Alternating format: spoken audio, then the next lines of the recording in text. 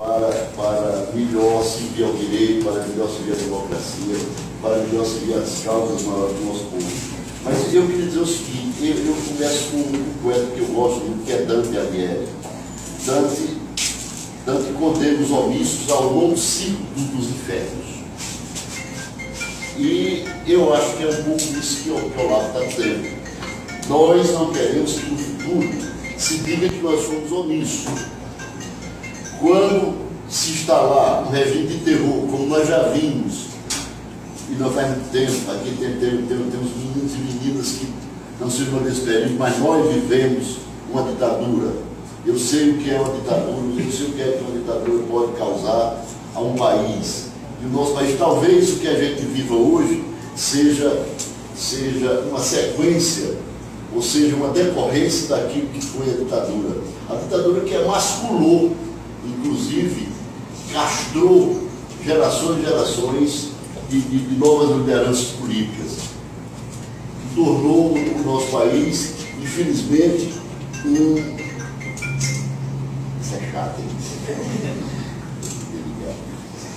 Tornou o nosso país, infelizmente, também vítima de um processo de envelhecimento de suas elites. Hoje a gente olha para o Senado Nacional, um país continente, como é o caso nosso, com quase 200 milhões de habitantes, a gente olha e quem são as lideranças hoje nacionais do Brasil? São poucas. Se você apertar o parafuso, talvez só tenha hoje o Lula. Gosto dele, não gosto, tem contradição, falta o dedo, fala errado, diz pornografia, diz palavrão, mas é a única grande liderança viva hoje do nosso país. Tem outros? Tem líderes, mas nenhum hoje da dimensão de Lula. Porque, inclusive, lideranças, tanto à esquerda quanto à direita e ao centro, essas lideranças desapareceram, porque, na verdade, a ditadura impediu que houvesse a renovação desse estoque de lideranças. Então, todas as lideranças, hoje, praticamente, a gente não tem interrupção. Por isso, inclusive, uma coisa interessante, as lideranças militares desapareceram. Quem é aqui que sabe o nome do ministro da Marinha? Giancarlo. E o do da Aeronáutica? Ganha um helicóptero, o que é? E do Exército? Porque saiu na...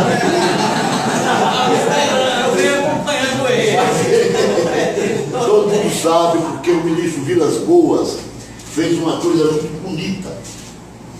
Ele disse que o Exército só ia para a rua para proteger a Comandante Suprema das Forças Armadas. Não fosse isso, não saberíamos sequer o nome de Vilas Boas. Antigamente, na década de 60, os ministros militares eram os tutores da nação. Todo mundo sabia quem era ministro da Marinha, do Exército, da Aeronáutica. Hoje a gente só sabe do Vilas Boas. Eu só sou porque ele fez esse gesto bonito de dizer que o Exército ia para a rua para proteger Dilma,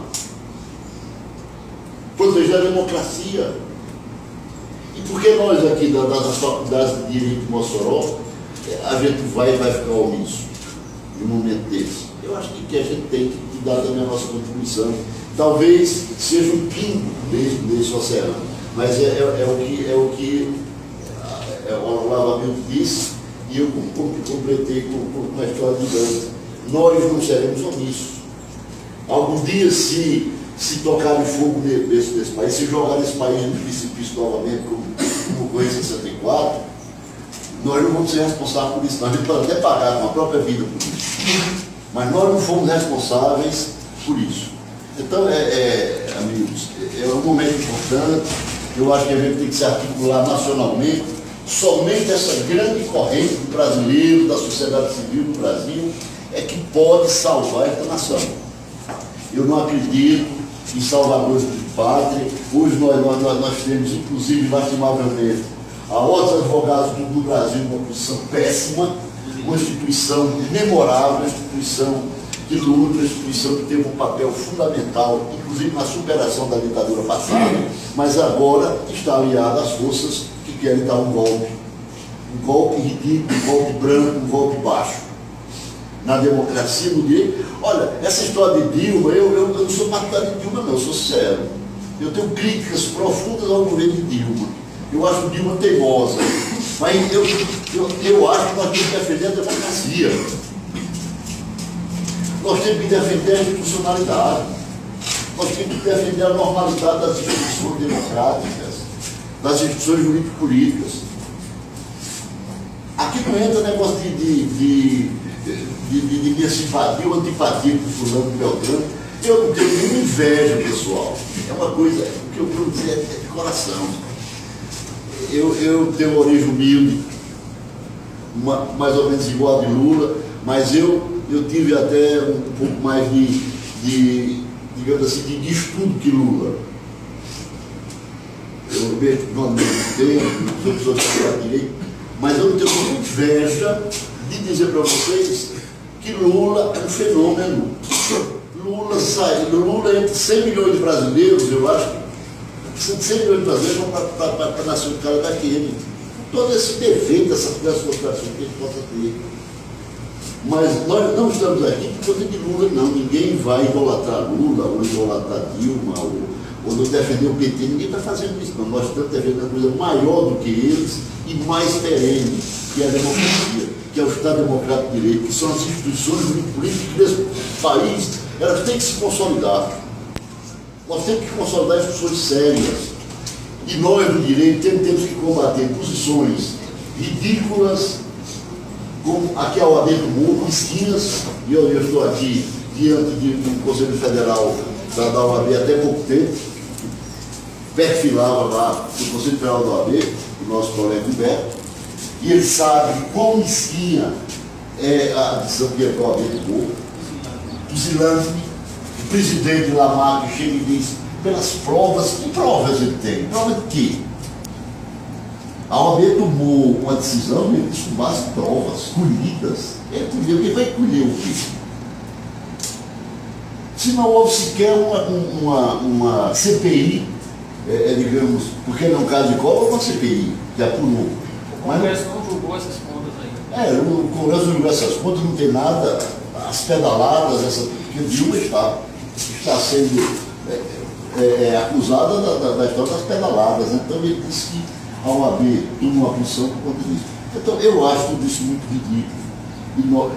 Sobretudo que é na nossa área, porque eu sou militante da advocacia, como temos alguns professores aqui que também são militantes da advocacia, então a gente fica muito triste com essa posição que a OAB tomou. E também fica muito triste em ver o Poder Judiciário hoje substituindo, num certo sentido, e eu tenho escrito, quem lê os meus escritos, sabe, dos meus artigos, eu tenho uma tese de que, historicamente, sociologicamente, os militares foram politicamente, sobretudo, foram substituídos pelos juízes, né? E eu sinto até muito, eu lembro muito aquela frase de Cícero, que ele disse que as armas cedam à toga, ou seja, que as armas se afastam para que as togas governem. Então, infelizmente, o que vemos no Brasil hoje é isso. É uma ditadura, nós vivemos já uma ditadura judiciária. Que Thomas Jefferson disse que é a pior de todas as ditaduras. Um jornalistazinho do interior, advogadozinho de província, eu venho dizendo isso há muito tempo, e as pessoas riam de mim. Mas Marco Aurélio agora diz, ministro Supremo. Marco Aurélio disse a mesma coisa e usou o mesmo autor. Marco Aurélio disse que nós vivemos uma ditadura judiciária e ele que é juiz da maior corte do país. E disse, inclusive citou essa história do Thomas Jefferson, que disse que é a pior de todas as ditaduras judiciárias. Então, o que o doutor Moura está fazendo, o que o Gilmar Mendes está fazendo, essa coisa toda de Gilmar, me parece que é. E o pior é que a gente vê a repercussão disso do país inteiro. Nós que vivemos do dia a dia, do fórum, a gente percebe na conversa dos juízes, né, essa coisa do ativismo judicial levado para a sua pior estrada, que é o ativismo negativo, né? É aquele ativismo de construir uma hegemonia da classe, de duas classes, na verdade, porque quando eu falo em magistratura, não é apenas, são apenas os juízes, mas são juízes os promotores. E eu quero dizer para vocês que eu tenho grandes amigos na magistratura, grandes amigos no Ministério Público. Eu acho o Ministério Público uma instituição absolutamente hoje necessária para uma sociedade moderna como a nossa.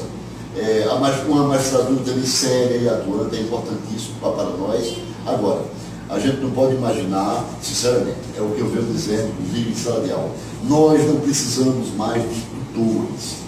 A nação brasileira já é maior de idade, não precisamos de tutores, de farda ou de prova.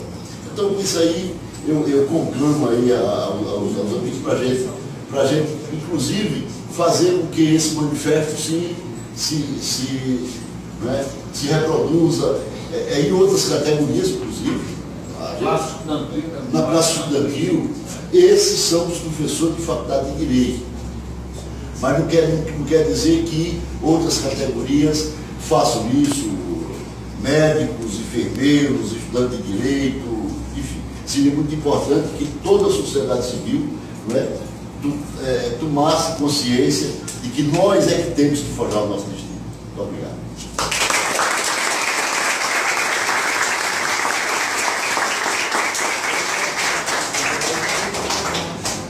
Amigos, nós vamos agora passar o aluno da Faculdade de Direito da UERN, Arthur, ele vai ler um manifesto. Em seguida, nós vamos abrir a palavra para um professor de cada instituição e após nós vamos abrir a palavra para todos que estão presentes, né? Lembrando que cada instituição se organize logo para dizer quem é o professor, para apresentar quem é o professor que vai se manifestar em nome dos colegas, porque do contrário nós vamos escolher democraticamente aqui, apontar democraticamente. Arthur, você tem a palavra.